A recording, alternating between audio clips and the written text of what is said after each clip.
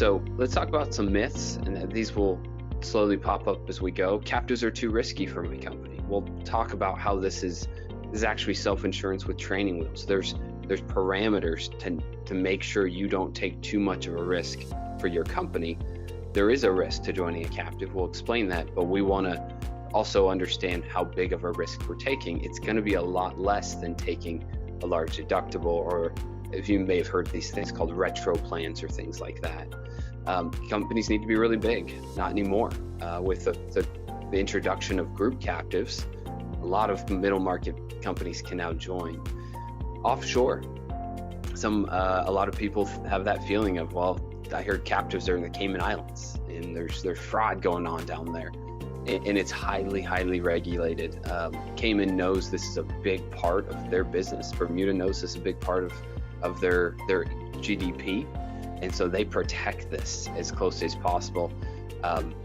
Opening up a bank account in the Cayman Islands used to be easy, and you could hide cash there, so I've heard. But these days, it's much harder than you think. In fact, more money is coming from the Cayman Islands to the U.S. Than the opposite, as well as there's now a treaty between the IRS and Cayman Islands where you can actually be taxed as a corporation, a U.S. corporation, even though it's still based in Cayman Islands, which is where most captives, group captives, are based. Not all of them, though. We are seeing more in the United States now.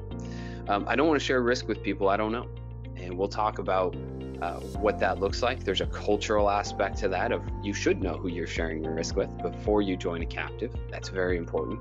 And also the fact that there's only going to be a small portion of premium that's associated with the sharing component of the captive, and we'll talk about how that looks. I've read that captives are being misused by financial planners. Yes, life insurance agents, financial planners, attorneys are really involved in a tax sheltering type captive. Just want to be clear, we are not talking about that today in any way, shape, or form.